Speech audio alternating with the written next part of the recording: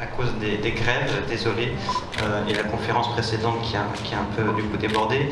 On va essayer de respecter le timing quand même et de ne pas rogner sur notre conférence qui est censée durer 3/4 d'heure. On a plein de choses intéressantes à se dire avec des experts et des gens passionnés par le sujet. Donc on va tenir nos 3/4 d'heure. Je suis ravi donc d'animer cette conférence en tant que rédacteur en chef. On était censé avoir des slides, mais ça ne fonctionne pas, donc désolé, vous aurez ça tout le long. Et il faudra aller voir les exemples de TikTok et Instagram sur les réseaux respectifs. Moi, je suis rédacteur en chef donc, du magazine professionnel BRA Tendance Restauration, qui est donc un magazine national dédié à la restauration contemporaine, un magazine professionnel. Et donc qui traite bien sûr dans chaque numéro de la digitalisation. Très intéressant aujourd'hui d'aborder cette thématique Instagram et TikTok pour les restaurateurs. Quel rôle ont ces réseaux sociaux? Ils prennent de plus en plus ampleur dans la société, ça c'est sûr. Mais on se pose toujours la question de est-ce vraiment utile en tant que restaurateur d'y être? Qu'est-ce que ça peut apporter? Et aussi qu'est-ce que ça peut apporter comme problème, comme danger, ou est-ce que c'est que du bénéfique? C'est ce qu'on va voir avec les 3 experts, en tout cas 2 experts et un restaurateur. Autour de la table, on a Luis Guenzati, directeur de 2 restaurants, Pexes, on dit Pexes? Un restaurant de ceviche, voilà, à Nice, et Carmela, il nous en parlera un petit peu plus tout à l'heure, également de boulangerie, tout ça à Nice. On a également Karina Vigier, qui est influenceuse mode et éditrice de plusieurs magazines, et donc dirigeante de l'agence Point G, c'est bien ça. Et Oriana Schwan, qui est directrice d'une agence de marketing communication, David et Marcel, c'est bien ça. Je sais que donc le restaurateur qui est là a un service à faire, et donc avec le petit retard qu'on a pris, donc je vais peut-être commencer par lui, pour une présentation déjà de son activité, et puis on va rentrer dans le vif du sujet avec un retour d'expérience, en quoi Instagram et TikTok finalement facilitent vos activités. On rentrera du coup dans les conseils un peu plus techniques par la suite avec les expertes. Vous m'entendez? Ah, peut-être non, c'est pas allumé ici. Là peut-être c'est bon. Ouais, ça y est.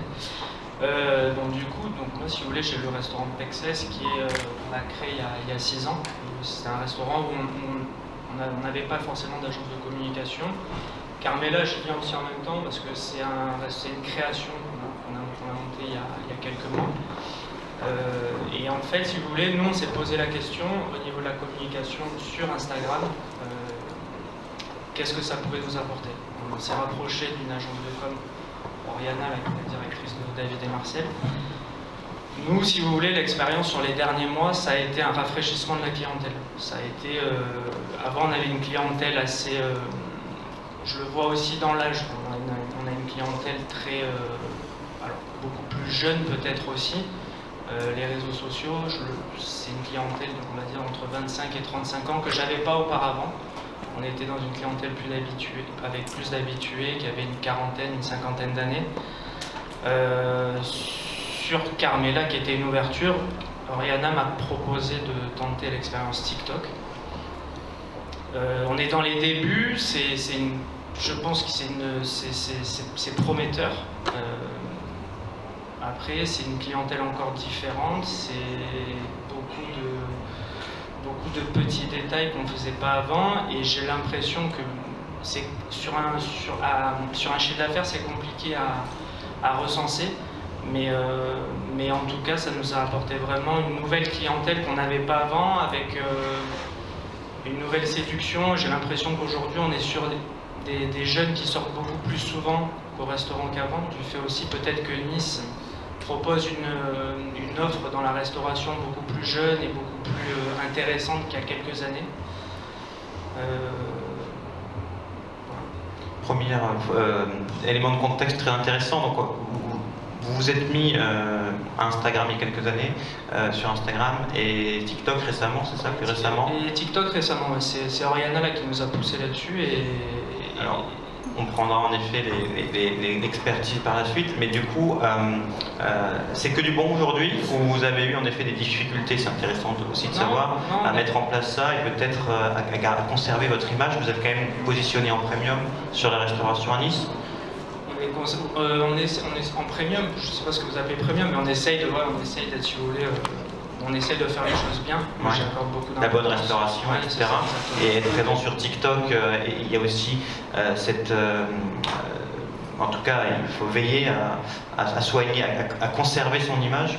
À conserver, à conserver, à améliorer. Moi, si vous voulez, je suis dans la restauration depuis jeune, depuis que j'ai arrêté les études très jeune, et je le vois. J'ai monté mon premier restaurant il y a 10 ans, et en fait, avant, si vous voulez, ce qui fonctionnait, c'était la presse papier, le bouche à oreille, et samedi, fatalité à Carmela, on a fait le plus gros service qu'on ait jamais fait depuis 3 mois d'ouverture, et à un moment donné, moi j'ai pris un peu de recul. On avait une clientèle 25 quarantenaires, et en fait, le premier geste, c'est tout le monde sort le téléphone, et tout le monde fait ça. Mais honnêtement, c'était hallucinant. C'est sur toutes les tables, il y avait ça. Donc c'est vraiment dans l'air du temps. Et y compris sur TikTok aujourd'hui. Et y compris sur TikTok, où je suis un peu moins... j'ai un peu moins de recul, si vous voulez, parce que c'est quelque chose d'assez récent, et c'est un pari qu'on a fait avec Oriana. Mais je pense que les retombées, elles sont aussi conséquentes que Instagram.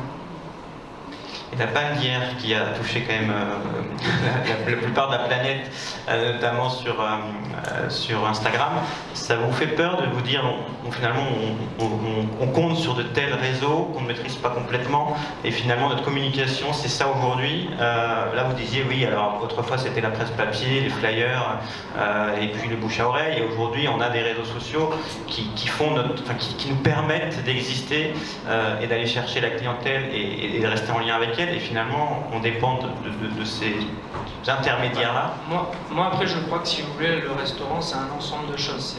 Aujourd'hui, il faut que la première des choses, pour moi, c'est de bien manger. La deuxième des choses, c'est que vous soyez bien servi. Et la troisième des choses, c'est la communication. Aujourd'hui, la communication, elle a pris une part entière dans la restauration. Avant, c'était peut-être différent. Aujourd'hui, ouais, ça a pris vraiment une part entière, parce que la clientèle, elle a vraiment changé. Aujourd'hui, il y a une jeunesse qui sort beaucoup plus fréquemment qu'il y a quelques années. Aujourd'hui, on est vraiment... je vois, on a une clientèle de 20-30 ans qui sort, je les vois 2-3 fois dans la semaine au restaurant. Parce que peut-être que quand vous bossez, vous rentrez chez vous, il est 19h, vous avez commencé à 8h, vous rentrez, il est 19h, vous n'avez peut-être pas eu le temps d'aller faire les courses. Et au final, vous allez au restaurant beaucoup plus facilement qu'avant. C'est vrai. Et du coup, vous disiez pendant la préparation, vous n'étiez plus qu'un restaurateur, mais un restaurateur chef d'entreprise et communicant. Et pour ça, vous avez fait le choix donc d'être accompagné par une agence, parce que vous pensez aussi qu'il faut des experts sur ces sujets un peu compliqués et délicats. Ouais, je pense. Vous n'avez pas décidé de le faire vous-même en interne? Ouais, ça marche pas. Non. Non, mais il faut se professionnaliser. C'est comme si demain, si vous n'avez pas de chef, vous allez faire à manger, ce sera peut-être pas top, mais vous allez faire à manger.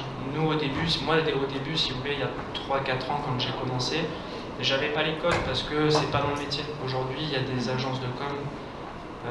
Oriana, je pense qu'elle a pignon sur rue là-dessus, et c'est grâce à des agences comme ça qu'on arrive, si vous voulez, à décoller aussi rapidement, quoi. Et un mot, et puis on va passer la main aux experts qui sont là, sur vos restaurants aujourd'hui, leur positionnement et leur, si les gens ont envie d'y aller, leurs emplacements, c'est quand même intéressant. Et puis est-ce que vous avez d'autres projets? C'est intéressant aussi. Ouais, le premier restaurant s'appelle le Plexès, qui est rue de l'Opéra. On est sur une cuisine à base de poissons. Énormément de poissons crus, de ceviche, tartare, des carpaccio. Très instagrammable, j'imagine. On essaye. Avec une cuisine qui change assez souvent. Là, je vois, on est en train de sortir la nouvelle carte là, pour l'automne. On fait une cuisine autour des champignons, racines, des choses comme ça. Ticket moyen, Ticket moyen, on est à 40 €. D'accord. Et le deuxième restaurant qui est une création, et là où je vois où les réseaux sociaux nous ont boosté de suite, parce que on a ouvert mi-juin, donc sortie de Covid, et honnêtement, on bosse comme des fous. Donc je pense que, comme je disais tout à l'heure, il y a un boulot dans l'assiette, il y a eu un boulot sur le restaurant, parce qu'on a fait des gros travaux, et après il y a un boulot de com qui est énorme. Ça vous permet de gagner des mois de bouche à oreille, c'est ça, hein, ouais, ça nous permet d'accélérer en fait voilà, c'est ça, en notoriété. fait, vous accélérez de suite. Ouais, par contre, le danger, c'est que si vous n'êtes pas en place, je pense que il faut suivre en cuisine. Ça vous broie un restaurant très vite. Par contre, si vous êtes en place, ça vous fait gagner en notoriété peut-être 1 an et demi, 2 ans. Intéressant, merci beaucoup pour ce partage. Et on va passer donc à votre agence qui vous accompagne. Alors je ne sais pas depuis combien de temps, ça fait combien d'années que vous êtes cliente Ça fait quelques mois. Quelques mois seulement, oui. D'accord. Alors sortie du dernier confinement. D'accord. Allez, c'est parti. Donc là, votre agence s'appelle David et Marcel et vous êtes basé ici, dans on le sud. est basé à Nice depuis 6 ans. Et Oriana Schumann, vous êtes la fondatrice, directrice. Est-ce que vous pouvez nous dire déjà, peut-être positionner votre agence, qu'est-ce que vous faites, et puis on reviendra sur ce que vous avez fait avec monsieur et puis d'autres restaurateurs, j'imagine. Avec plaisir. Donc David et Marcel, c'est une agence 100% social media et on est spécialisé dans la gestion de communautés sur les réseaux sociaux. Et donc ça passe par évidemment gérer des réseaux sociaux pour nos clients, mais c'est organiser des événements digitaux, donc comment on fait du physique et du digital, comment on accueille les abonnés, les Instagrammeurs qui viennent, vraiment les abonnés, les clients ou des personnalités publiques des réseaux sociaux comme Karina. Voilà, on gère les communautés, donc on gère les clients de nos clients.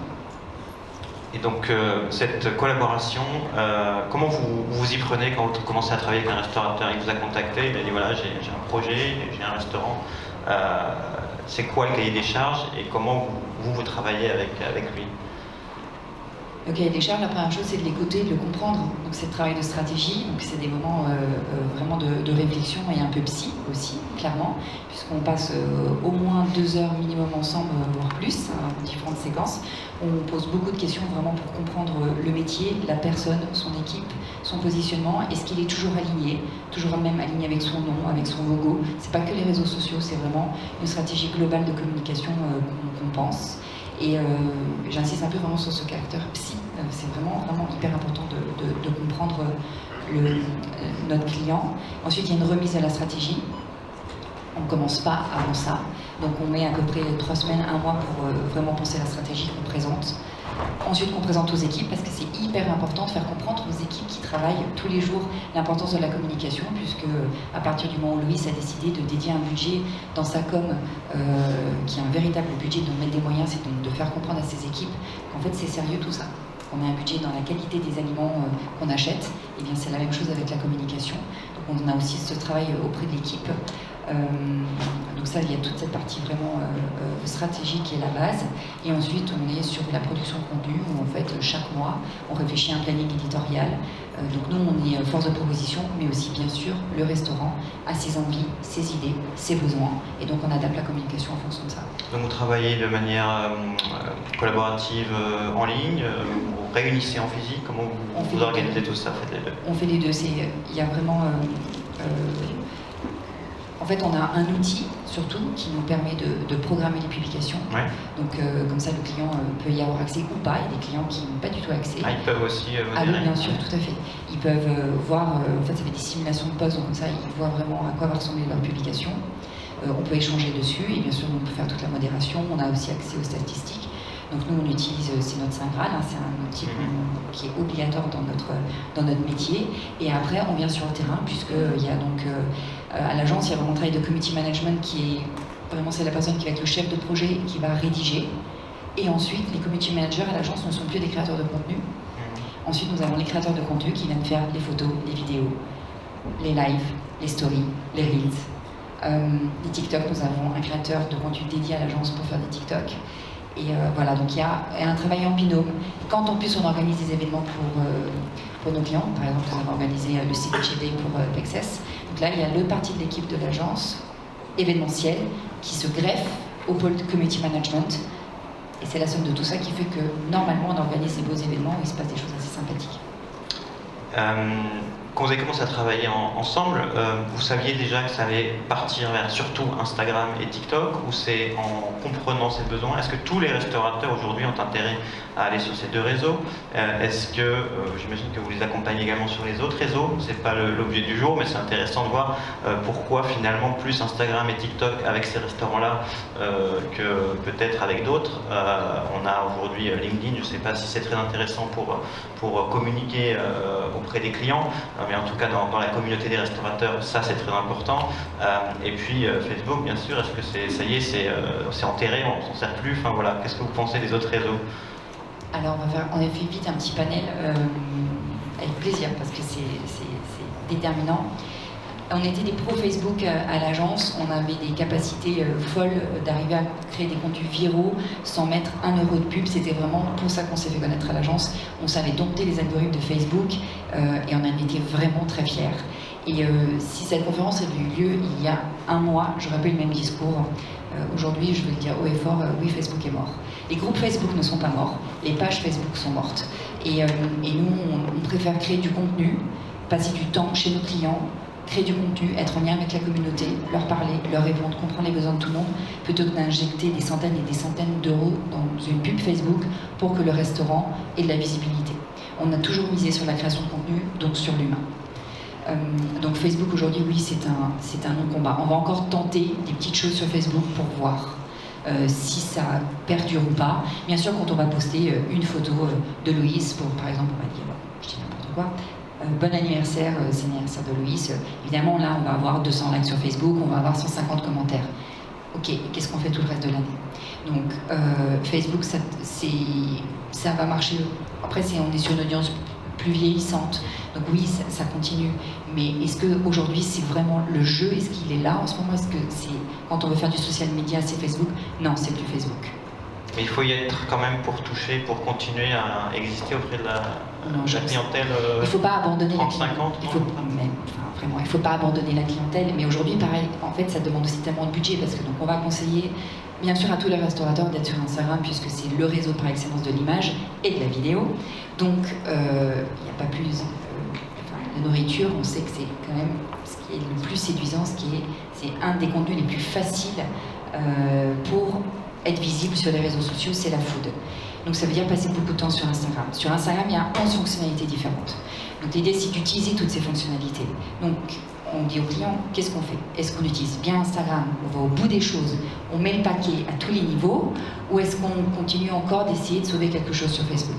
Moi, je pense qu'aujourd'hui, on est obligé de trancher. Bien sûr que oui, dans l'absolu, il faut continuer de parler aux personnes qui ont 50, 60 ans sur Facebook. Mais évidemment, on est très, très humain et on aime tout le monde, presque, mais on ne veut pas abandonner ces gens. Mais il y a un moment, d'un point de vue du client, c'est obligatoire de lui dire, voilà, il faut faire des choix stratégiques. TikTok, non pour tous les restaurateurs, bien sûr que non, ça dépend. C'était très important de le faire pour Carmela parce qu'il y avait une envie de montrer quelque chose vraiment de nouveau, quelque chose de trendy, quelque chose de cool, et en même temps quelque chose de léger. Et ça, c'est TikTok. Donc il y avait vraiment aussi, c'était une association aussi entre deux professionnels de la région. C'est aussi une démonstration de dire, voilà, nous avons cette cuisine, nous avons cette décoration, et nous avons aussi cette communication.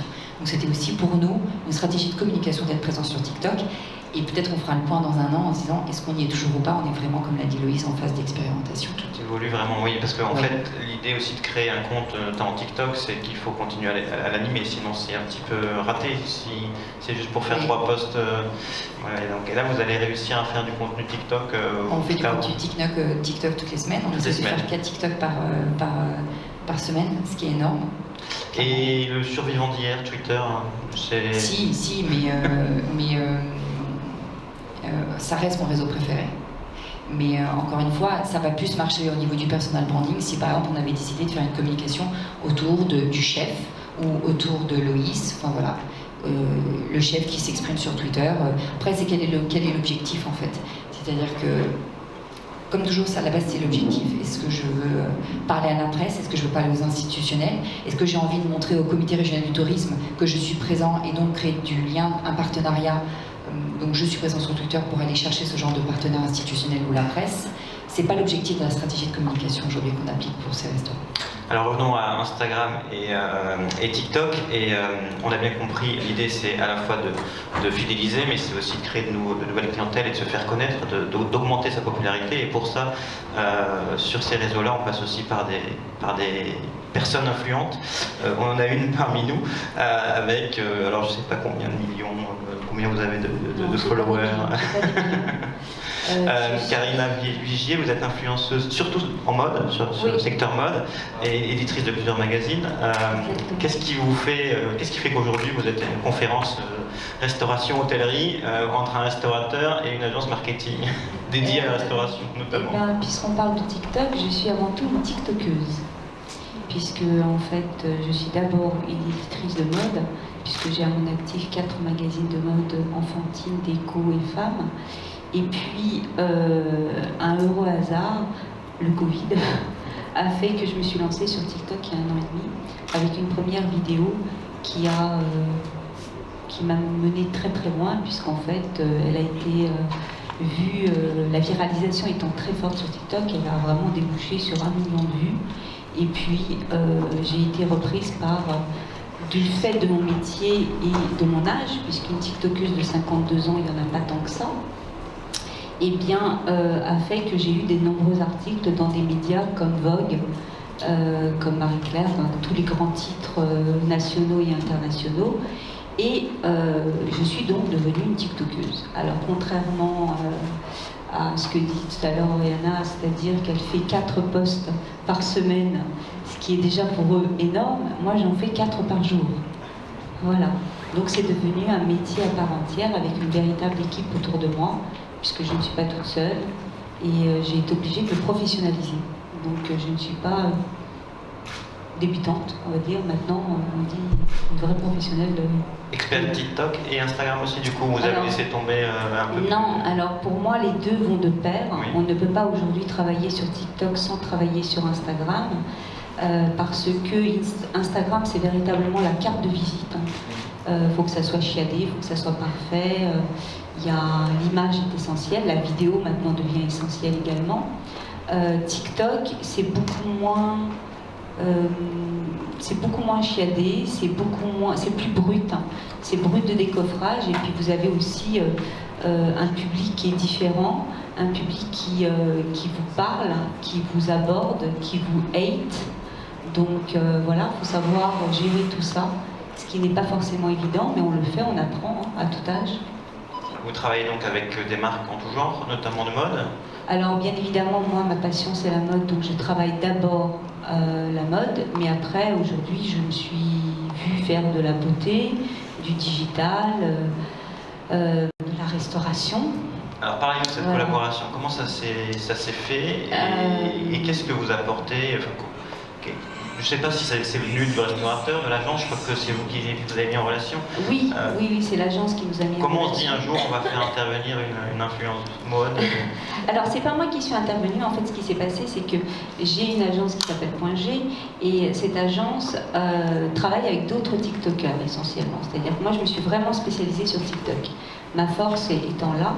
Et quand Oriana m'a demandé, non c'est même moi d'ailleurs qui suis venue plutôt te voir en disant voilà, j'ai des TikTokers qui peuvent éventuellement venir d'ailleurs, et donc de Paris ou même de l'international, est-ce que ça vous intéresserait pour faire peut-être une opération avec un restaurant? Et on s'est dit on va le faire, et on a fait venir Monsieur Thomas, qui est un TikToker aujourd'hui qui est en train de monter en flèche, qui vient d'être signé par une très grosse agence à Paris, qui est l'agence ZAM, qui est l'agence de Beyoncé, donc c'est pour vous dire, et qui aujourd'hui a monté en flèche, et il est venu déguster quelques plats chez Carmela, puisque c'était dans la période d'ouverture, quoi, quasiment. Et c'est ça qui était chouette en fait, parce que d'un seul coup il y avait 2 univers, il y avait 2 approches de la gastronomie complètement différentes, il y avait une vue de Nice aussi, parce que c'était pour moi aussi très important de faire rayonner la Côte d'Azur à travers justement le regard de Parisiens. C'est bien qu'ils viennent, qu'ils dégustent, qu'ils regardent et puis qu'ils transcendent. Ce sont les nouveaux reporters et critiques gastronomiques. Alors, Voilà. critique, justement, est-ce qu'on fait vraiment de la critique sur TikTok et Instagram, ou est-ce qu'on met que ce qui est beau et c'est du marketing souvent payant? Alors, c'est ce qu'on peut aussi reprocher à ces réseaux et finalement à ces médias qui n'en sont pas, c'est que finalement c'est souvent monétisé, payé, c'est souvent du coup aussi filtré. Et est-ce que ça représente réellement la réalité? Est-ce que s'il n'avait pas aimé cette expérience, ou il aurait eu des soucis pendant son expérience, il l'aurait vraiment dit sur TikTok? Alors nous sommes les nouveaux journalistes, puisque moi je suis déjà de formation journaliste à la base, donc d'ailleurs avec une carte de presse. Et aujourd'hui, j'ai remarqué que ma fonction de journaliste, eh bien, elle a diminué, elle n'existe quasiment plus au profit des blogueuses. Donc de ce fait, j'exerce différemment mon métier. Je suis donc de par ce fait aussi devenue une blogueuse, puisque j'ai un site et que je communique à travers ce site toutes mes informations. Alors oui, nous sommes rémunérés, mais c'est un véritable métier. C'est comme celui de journaliste, à part qu'on fait davantage de photos, qu'on va voir directement les marques, qu'on les sollicite, il y a un vrai travail de fond. Après, c'est vrai que la rémunération peut porter à confusion. J'en conviens tout à fait. Alors après, tout dépend du professionnel qu'on apporte à cette fonction. Moi, en l'occurrence, quand je n'aime pas, je n'écris pas. Après, Même bien les payé. autres, même bien payés, c'est-à-dire que j'estime que si cela ne me convient pas, je ne vois pas pourquoi je vais écrire. Ça m'est arrivé pour un hôtel. J'ai été conviée dans un hôtel, alors c'était un échange marchandises, mais vous êtes quand même convié dans un hôtel, vous vous restaurez dans l'hôtel, vous y vivez de nuit, et malheureusement l'expérience était horrible. Donc voilà, je Vous n'ai n'avez pas- rien fait, mais vous n'avez je pas n'ai fait rien non fait. plus Je n'ai même pas fait un post. Vous n'avez pas fait non plus un post qui disait que c'était pas bien. Non, non. Là j'estime que Et je c'est n'ai là pas le peut-être droit la de le limite faire. par rapport à... Non, j'en ai parlé avec les équipes, j'ai donné mon avis, j'ai témoigné de mon expérience, mais par contre, je n'ai pas fait le post parce que j'estimais, j'ai fait un post très personnel, c'est-à-dire moi en portrait. Donc on ne peut pas dire que c'était vraiment un post dédié à l'hôtel. Mais par contre, je n'ai pas parlé de l'hôtel. Et après, j'en ai parlé avec les équipes pour leur expliquer le pourquoi du comment. Après, ils en font ce qu'ils veulent. D'accord. Intéressant. Et concrètement, ce que ça a apporté, je crois que suite aux posts qui ont été faits, un TikTok, vous avez eu 450 000 vues. 450 000 vues. Et concrètement, dans le restaurant, dès le lendemain, ça s'est transformé en visite ou... Ça se transmet au niveau de la visite, mais avant tout, ce qu'on fait, c'est de la notoriété, Ouais. c'est de faire connaître. Et le premier TikTok le deuxième TikTok qu'on a réalisé pour Carmela, on a fait 2000 vues sur une burrata. On peut se dire que 2000 vues, c'est rien du tout. Si, c'est déjà énorme. Sur TikTok, vraiment, c'est énorme. Et tout de suite après, il me dit, mais qui sont ces personnes qui ont 18 ans, 12 ans et 13 ans qui viennent manger de la burrata? Ce sont des TikTokers. Donc là, on l'avait tout de suite. Et après, en effet, mais là, cette invitation très simple, très naturelle qui s'est faite de dire à Karina et M. Thomas de venir déjeuner, c'était surtout ça, en fait, que ça reste naturel, aussi dans la collaboration, qu'il n'y ait pas d'obligation. Et puis, et nous, de se dire, en pleine saison, on a fait quand même une vidéo, voilà, ils ont produit une vidéo qui a fait 450 000 vues. 450 000 en tout. D'accord. Donc, Alors c'est vrai que la viralisation est extrêmement forte. La force de TikTok, elle est là et nulle part ailleurs. Moi aujourd'hui, je réalise, j'ai été jusqu'à 32 millions de vues sur une vidéo faite en collaboration avec Zalando, et c'est extraordinaire. Mais ce qu'il faut voir aussi, c'est que la transformation ne se fait pas sur TikTok, elle se fait sur Instagram. D'accord. Donc, viralisation TikTok, transformation Instagram. Parce qu'on est plus soigné, ce que vous disiez, c'est vraiment une carte de visite plus C'est la plus carte propre. de visite, c'est là où les annonceurs veulent... Alors c'est très bizarre, hein. Moi je suis très connue sur TikTok puisque je suis à 368 000 followers. Sur ces 368 000 followers, il y a bien évidemment des marques qui me suivent. Elles me consultent et me contactent sur TikTok, mais me demandent de poster sur Instagram. Alors, pour l'instant, je n'ai pas très bien compris le sens de cela, donc je le fais au fur et à mesure, step by step, quoi. Et Parlons un peu business, l'investissement. Et là, à l'heure actuelle, vous êtes lancé dans cette démarche.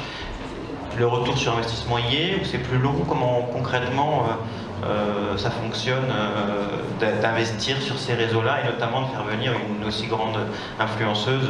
J'imagine que c'est payant. Je ne sais pas si on peut parler des conditions de votre collaboration, mais voilà, est-ce que par rapport à l'investissement que le restaurateur peut mettre, ça vaut le coup?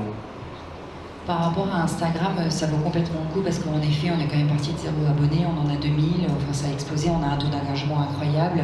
Si vous allez voir toutes les publications qui sont faites, il y a toujours des commentaires, on a des dizaines et des dizaines de MP. Chaque jour, les clients font des stories, des posts, nous taguent, etc.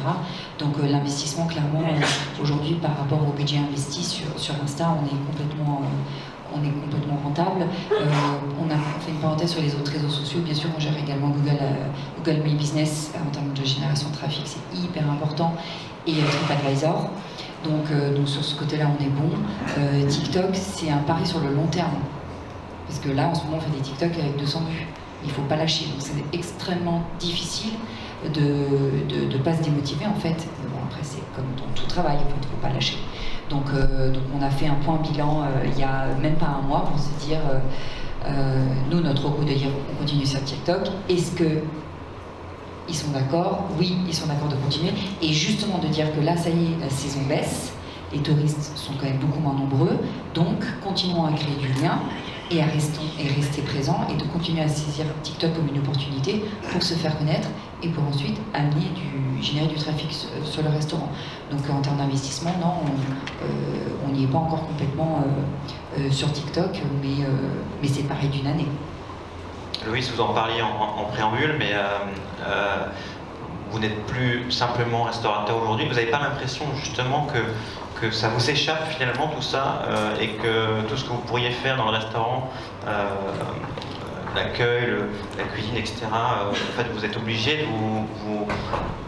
de partir ailleurs dans cette toile, aller voir ce qui se passe. Alors vous passez par une prestataire, mais j'imagine que ça vous prend quand même du temps, ça vous prend de l'énergie, mais ça fait partie aujourd'hui d'un nouveau restaurateur. C'est ça, ça fait partie de notre travail aujourd'hui, exactement. Et en fait, si vous voulez, actuellement, nous, on est en train de grossir à vitesse grand V, parce que j'ai un associé qui est en forme.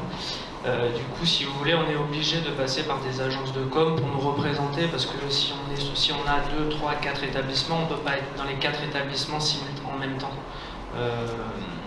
La communication, nous on a basé la communication, pas sur nous, on a essayé de mettre nos équipes en avant, que ce soit le directeur, le chef de cuisine. Je vois le chef de cuisine qu'on a à Carmela qui est assez jeune et vachement présent sur TikTok. Et il arrive, il se met en avant, et c'est ce qu'on a demandé, nous, si vous voulez, à l'agence de com, c'est de mettre nos équipes en avant pour permettre de nous représenter.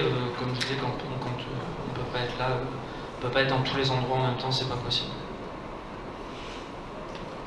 Merci, merci. Des premières expériences que vous avez faites, il y a des choses où vous vous êtes dit on n'aurait pas dû, ou il y a des réorientations de stratégie, notamment peut-être sur ce cas pratique, puisqu'on est sur le terrain, en type de post, de vidéo, alors rentrer plus dans le concret peut-être et aborder des conseils vraiment plus précis sur comment poster, quoi poster, à quel moment, etc. Et là, peut-être commencer par le retour d'expérience. Il y a des choses qui n'ont pas fonctionné, ou au contraire qui ont très bien fonctionné. Alors on a compris, hein, le fait de faire intervenir un influenceur, ça fonctionne, mais sur les autres posts peut-être plus traditionnels, Instagram et TikTok. Sur Insta, on est bon. Sur Insta, ça va. C'est sur TikTok où il y a plus de travail. Insta, aujourd'hui, on le maîtrise aussi bien. On sait qu'il faut trouver cet équilibre entre poster des photos où on voit vraiment bien la food, on reste dans le food porn, mais quand même un food porn léger. Les vidéos, obligatoires et d'utiliser la fonctionnalité Reels. C'est-à-dire qu'aujourd'hui, ne postez plus une vidéo en utilisant la fonctionnalité vidéo, utilisez la fonctionnalité Reels.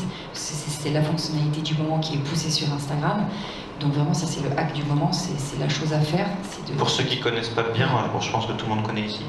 En fait, il y a différents types de formats vidéo qui sont proposés sur Instagram, différentes fonctionnalités. Et la fonctionnalité vidéo simple, où il y a une autre fonctionnalité qui s'appelle les Reels, qui sont des vidéos d'1 minute maximum, qui vraiment épousent toute la forme du téléphone, verticale. Et en fait, cette fonctionnalité a été inventée pour concurrencer TikTok. D'accord. Et elle est plus virale peut-être 10 fois plus virale, c'est colossal. C'est-à-dire qu'on se retrouve quasiment systématiquement qu'on fait un Reels et quel que soit le client, c'est normal d'avoir 2000 vues. C'est de se challenger en disant il faut qu'on ait 10 000 vues pour faire des Reels. Donc ça c'est vraiment hyper important. De faire des stories, ça toujours, et des lives. Donc ça veut dire prendre la parole, se mettre face à caméra. C'est important, ouais, pour un restaurateur, il faut qu'il prenne la parole, le chef, l'équipe, en story. Alors en story qui disparaissent, ou on les met fixes pour... c'est aussi Instagram a beaucoup évolué depuis sa création, mais il y a tout le temps des nouvelles fonctionnalités, et ce côté éphémère, c'est pas quelque chose de frustrant aussi de se dire on fait des belles choses et ça disparaît?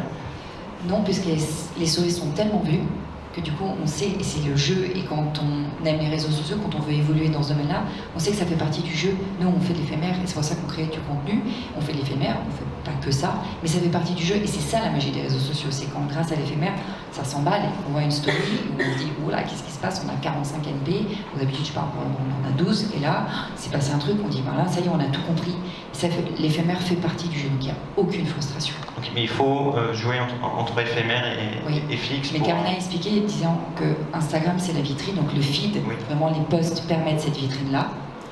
Et ensuite, on peut être beaucoup plus décontracté, beaucoup plus spontané, même à l'arrache, quoi qu'on veuille faire. Très drôle aussi, bien sûr, en story. On n'a pas parlé d'humour, mais c'est très important aussi d'être drôle ou d'être léger, d'avoir cette tonalité d'émotion.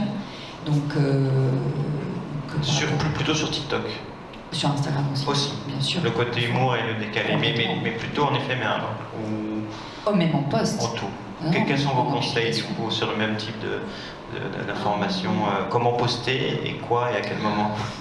Alors, je crois c'est difficile d'avoir des règles. Il n'y a pas vraiment de mode d'emploi, de notice.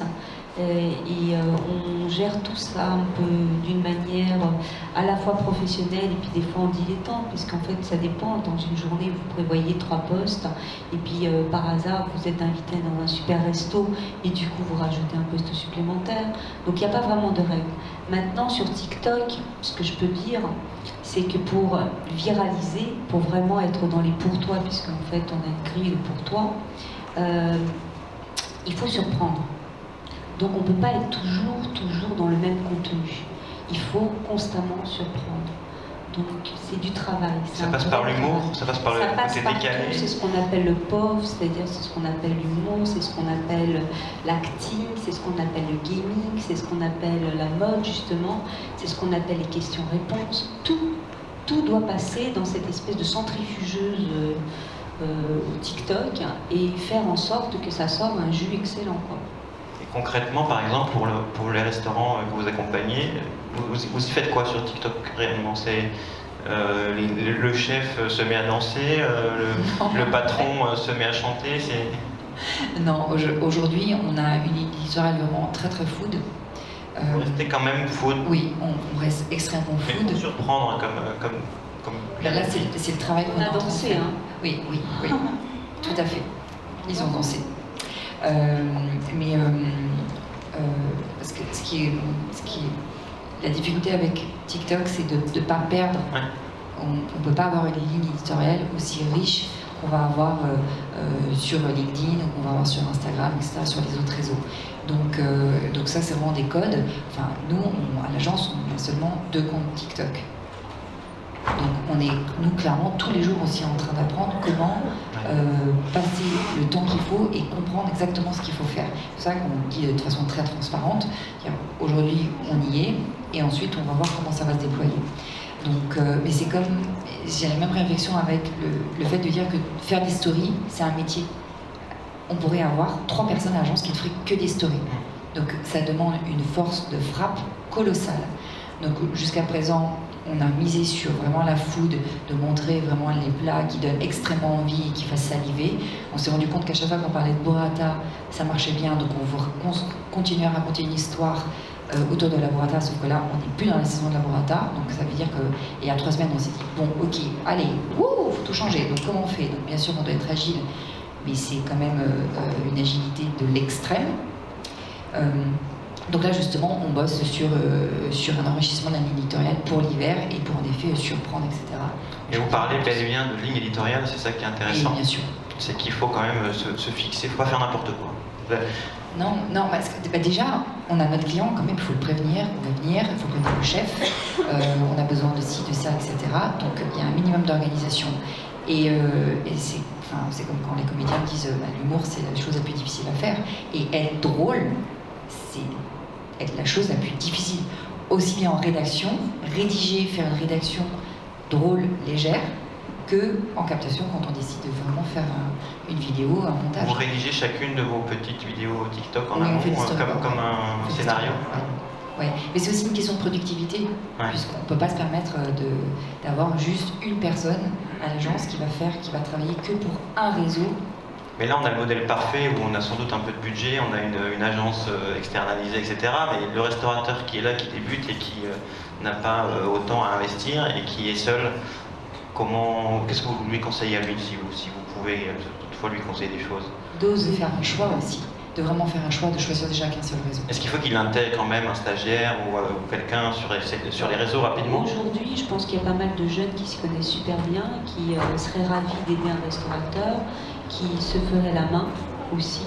Donc je pense que la création de contenu mérite effectivement un peu d'aide, un peu de créativité, beaucoup de créativité, je dirais, et puis du temps. Il faut du temps. La création de contenu ne peut pas se faire en 12 minutes, même si c'est juste une photo d'un plat où on ne peut pas se permettre. Donc quand moi je fais une vidéo, alors ma première vidéo, j'ai mis 4 heures à la faire. Aujourd'hui, je l'ai fait en 20 minutes. Mais il y a les transitions, il y a les tenues de... Comme moi, je change de vêtements tout le temps, donc je passe mon temps à me déshabiller et à m'habiller. Ça fait rire tout le monde chez moi, mais n'empêche que après, il faut tout ranger. Donc, je passe mon temps dans mon dressing. C'est ma pièce préférée d'ailleurs, mais voilà, c'est tout un engagement. Et si un restaurateur, quel qu'il soit aujourd'hui, veut se lancer là-dessus, il doit le faire. Ben moi, je pense qu'il doit le faire. C'est même plus une question de est-ce que je dois le faire. C'est il doit le faire. Il doit exister sur les réseaux sociaux. Et après, s'il peut être accompagné par un petit jeune qui se lance aussi, c'est tant mieux pour lui. Et puis s'il peut s'offrir une agence, c'est encore mieux pour la suite. Concrètement, vous avez dit que ça avait boosté, vous avez commencé à voir la clientèle rajeunir. Vous avez également vu la clientèle venir de loin, de plus loin, ou pas plus que ça, vraiment international. International, oui. Ah oui. International. Plus qu'avant. Enfin, en tout cas, vous avez des gens qui viennent grâce à international et beaucoup plus jeune. Beaucoup plus jeune, ça c'est sûr. On a ciblé, là je vois qu'on a ciblé vraiment une clientèle jeune. Donc c'est aussi ça la force que j'avais pas avant. Et je vous dis, Oriana, on travaille ensemble depuis quelques mois, donc moi je me ferai peut-être je prendrai un peu de recul peut-être sur une année, mais là sur quelques mois on a quand même sur Carmela c'est énorme ce que ça nous a apporté. C'est énorme, à l'heure des dark kitchen et des restaurants dématérialisés, justement. Je suis sûr qu'on est tout le temps envie de ça. Ouais, non mais c'est ça, il faut exister autrement, en tout cas c'est sûr, par rapport à ces marques qui existent sur Internet sans avoir pignon sur rue, et les réseaux sont clairement utiles, c'est nécessaire, aujourd'hui. Je pense que le restaurant aussi, vous savez, maintenant il faut apporter c'est une expérience. Une expérience. Ouais, c'est une expérience. Et l'expérience, vous la faites passer justement par ces réseaux-là. Ouais, c'est important. C'est important. Oriana disait tout à l'heure la burrata sur Carmela. On a aussi la focaccia. C'est quelque chose qui match vachement bien quand on arrive. Vous avez un morceau de focaccia trempé dans l'huile d'olive. Les gestes en salle. Ouais, et elle me dit, tu vois, les stats par rapport à ça, c'est vachement important. Donc nous, on essaye d'apporter une expérience du début à la fin. Et les réseaux sociaux, ils nous y aident vachement. Oui, c'est vrai que ça fait plusieurs années qu'on parle, avant Covid, d'enrichir l'expérience. Le client ne veut plus juste manger, ça c'est la nouvelle génération, je pense que ça donne envie. Les millennials. Nous c'est vrai qu'on est énormément sur la nourriture, sur la food.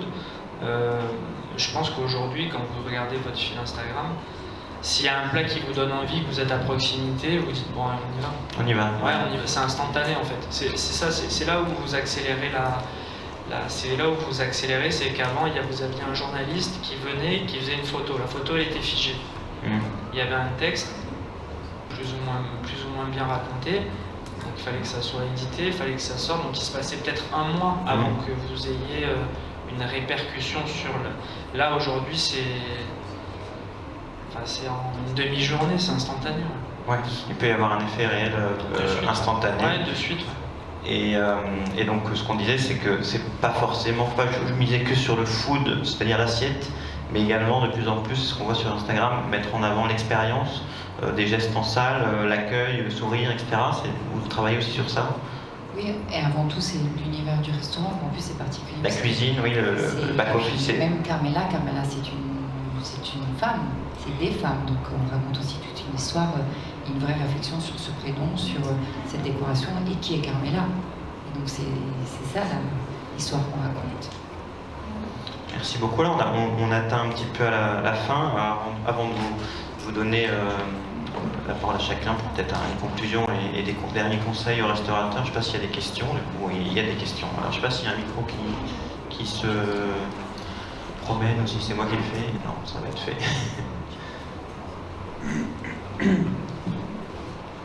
Présentez-vous peut-être chacun et puis indiquez à qui vous posez la question.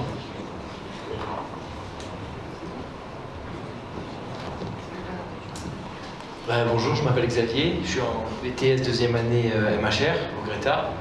C'était une question pour Madame Joanne. Je voulais savoir à partir de combien de vues et de j'aime vous estimez qu'un poste a fonctionné? Alors, c'est très large.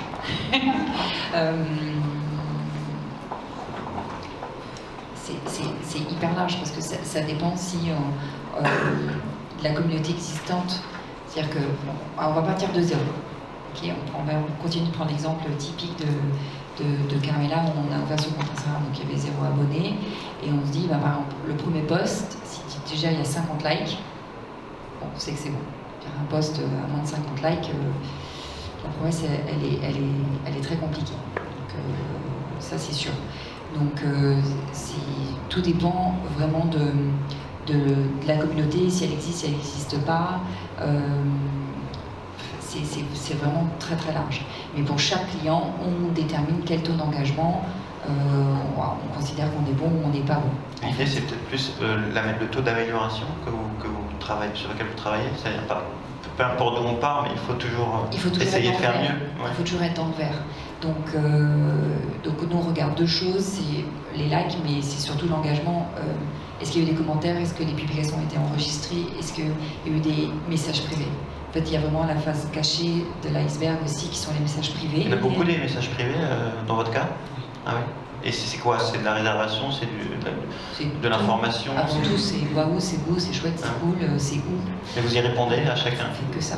On répond on fait une modération 7 sur 7. C'est vous qui répondez, pas le restaurateur. Pas le restaurateur, non. Il n'aurait pas le temps. Pour ça, il paye les community managers pour ça. Et justement, dans les stats, malheureusement, ces DM n'apparaissent pas. Oui.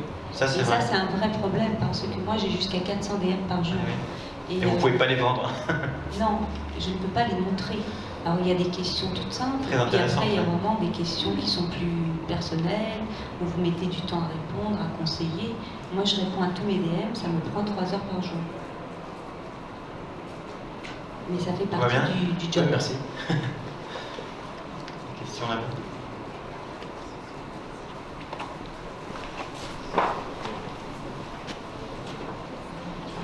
Bonjour, Sophie de l'agence Oxygène RP. J'ai une petite question en fait pour le restaurateur que vous êtes. Est-ce que par rapport à TikTok, en termes de rentabilité, c'est intéressant? Parce que c'est bien beau d'avoir, et il en faut, mais par contre, dans le panier moyen, est-ce que vous trouvez que en termes de rentabilité, c'est plus intéressant que la personne qui a 40 ans qui venait chez vous? On en a parlé avec Oriana en plus. C'est des vraies questions. TikTok, c'est vous ciblez une clientèle très jeune. Donc une clientèle très jeune, elle va forcément, elle va dépenser peut-être moins que quelqu'un qui a 40-50 ans. Donc nous, si vous voulez, quand on avait vu que voilà, ça prenait vraiment, alors pas le dessus, mais qu'il y avait une vraie clientèle qui arrivait, j'ai demandé, on a parlé avec Oriana et je lui ai dit de trouver un juste milieu. Après, ce que je vois énormément, si vous voulez, c'est que c'est les enfants TikTok qui vont faire venir les parents. Vous voyez ce que je veux dire? Ouais, c'est fou, hein. Je me sens très concernée. Hein, non, mais l'histoire, c'est pour ça que je vous dis ça, c'est que nous, aujourd'hui, on a des parents qui sont venus grâce aux enfants. Donc, si vous voulez, c'est un peu à doser. C'est pour ça qu'on a une agence de com qui on est d'accord. tout ça. Et le réflexe qui a été top, c'est qu'ils nous l'ont tout de suite dit, et ça c'est déterminant dans les conditions du succès, c'est d'avoir le retour, c'est qu'ils ne sont pas restés en silence. Ils ont dit bon, qu'est-ce qu'on fait? On a dit ok, on a réagi, et dans notre réaction, ça a été de faire comprendre qu'en fait, on passait du temps et qu'on n'était pas là juste pour partager à 10 une burrata. Donc c'était à nous aussi de comment on crée le contenu pour faire comprendre qu'à Carmela, c'est comme ça que ça se passe. Voilà, donc nous aussi on a rectifié le tir. C'est ce qu'ils nous ont demandé, c'est ce qu'on a fait. J'ai peut-être une question qui va dans la continuité, c'est est-ce qu'on touche vraiment toutes les cibles, tous les jeunes, ou est-ce qu'on touche des jeunes déjà avec un CSP un peu plus, enfin, de parents un petit peu plus CSP+, sur TikTok? Est-ce que tout le monde y est aujourd'hui? Est-ce que vous avez des informations sur le type de jeune qui est présent sur ces réseaux? Et pareil sur Instagram, on sait que c'est quand même CSP+, non? On n'a pas tout le monde sur Instagram.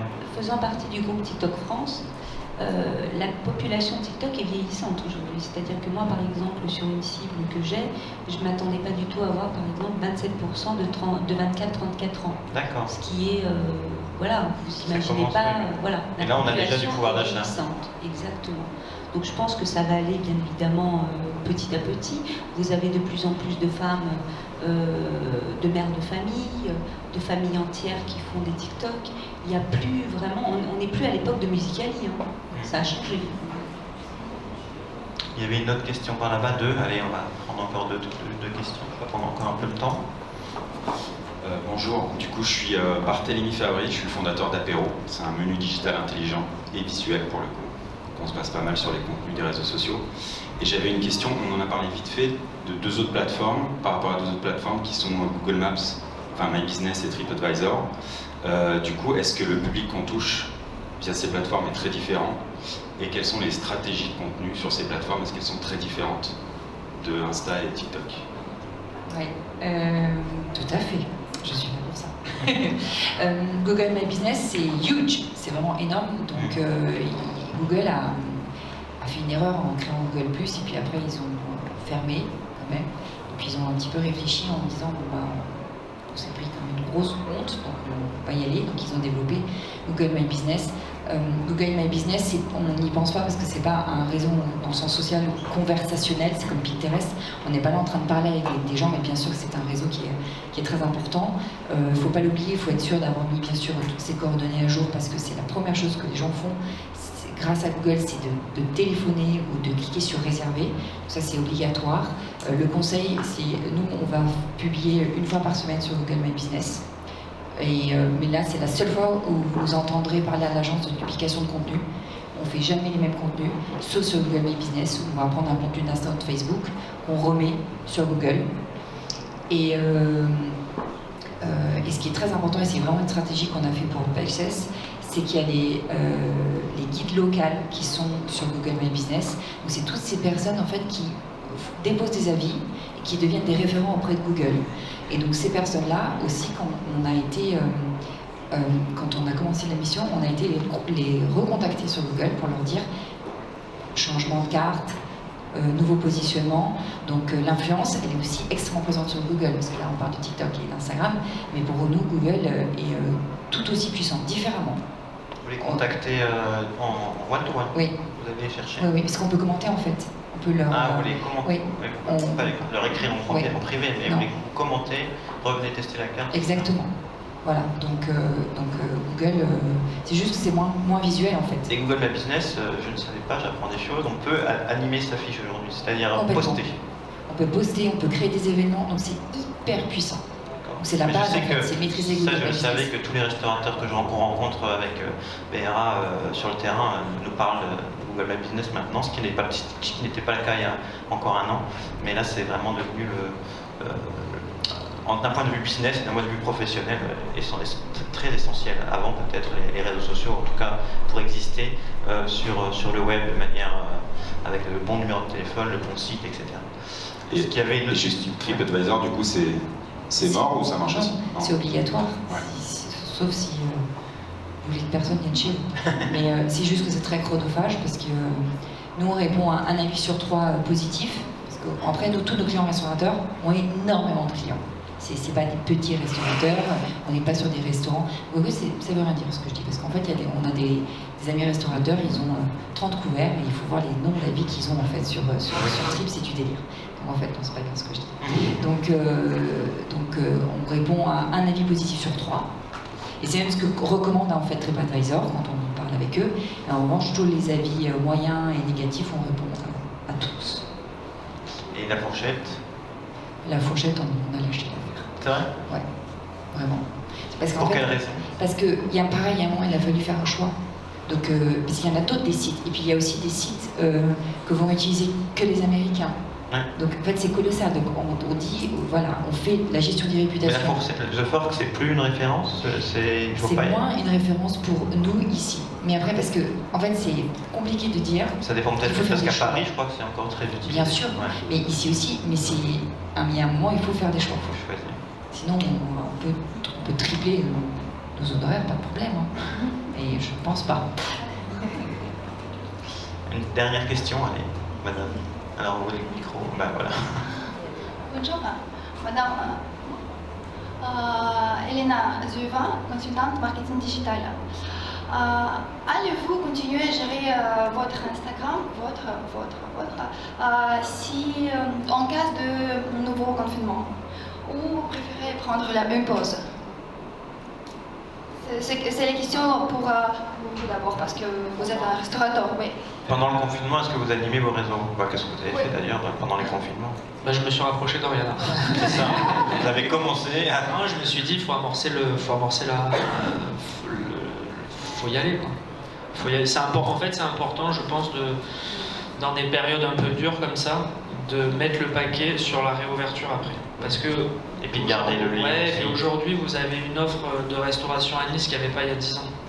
Et il faut, pour être, on va dire, essayer d'être au sommet tout le temps, il faut se remettre en question, il faut toujours, même, je suis d'accord, je comprends la question dans le sens où, on a les restaurants fermés, vous rentrez pas de chiffre d'affaires, clairement. Mais bon, ils sont restés fermés, mais après ça va réouvrir. Donc si vous arrêtez tout d'un coup, vous dites bon, ok. Tandis que si vous maintenez une activité, je pense que c'est important et ça donne envie aussi aux gens de revenir après. Et la concurrence est rude. Dans l'année qui a précédé, enfin, les 12 derniers mois et donc les 9 ou 10 derniers numéros, on avait beaucoup de témoignages, retours d'expérience de restaurateurs justement sur le Covid. Et beaucoup, notamment les chaînes qu'on accompagne beaucoup et dont on parle beaucoup dans le magazine, les petits réseaux, petits ou grands, on dit si on n'avait pas eu les réseaux, ça aurait été très compliqué, on serait peut-être plus là. C'est-à-dire qu'aujourd'hui, on a maintenu le lien avec la clientèle, on a maintenu avec des photos, avec le fait que les équipes étaient sur le terrain à aider par exemple en pleine crise en mars 2020, à offrir des pizzas, etc. On a créé en tout cas on a retravaillé notre image et on a continué à la faire exister, qui fait qu'en effet à la réouverture, les gens sont contents de venir nous voir. S'il n'y avait pas eu ces réseaux sociaux, qu'est-ce qu'on aurait fait? On aurait envoyé une newsletter, ça aurait été très compliqué, on les aurait pas textotés. Voilà, donc ils ont dit heureusement finalement qu'on était dans une période réseaux sociaux pour maintenir en tout cas notre image de marque. Et beaucoup de restaurateurs ont eu cette image-là, ce retour-là en tout cas, ils ont beaucoup travaillé leur réseau et donc peut-être des choses nouvelles en effet pendant cette année qui fait qu'en effet à partir du post-Covid, les restaurateurs se comportent différemment également sur les réseaux, montrent peut-être davantage les cuisines, montrent peut-être davantage leurs actions caritatives également, des choses comme ça, qui ne se faisaient pas forcément avant. Une dernière question par là-bas, et je pense qu'il faut qu'on libère la salle. Oui.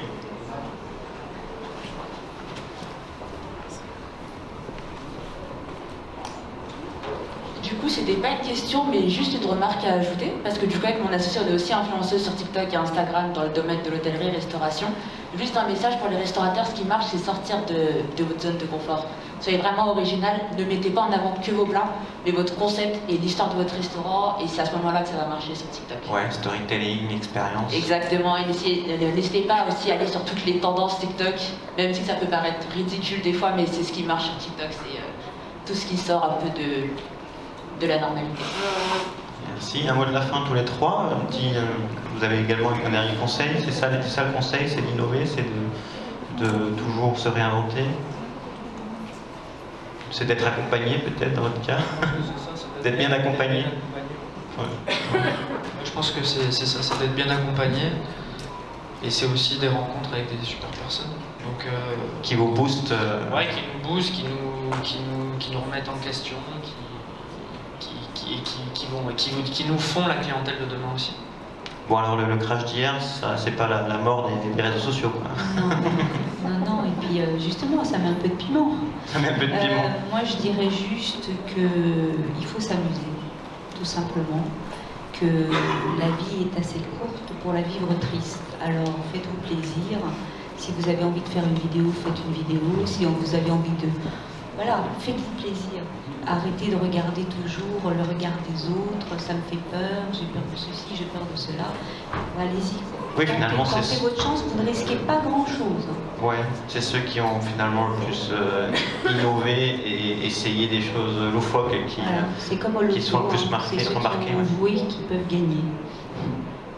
Bon, bah merci beaucoup. J'imagine vous pouvez suivre ces trois personnes, vous avez leur nom, donc je pense que vous les avez déjà ajoutés sur LinkedIn, Twitter, Instagram et TikTok.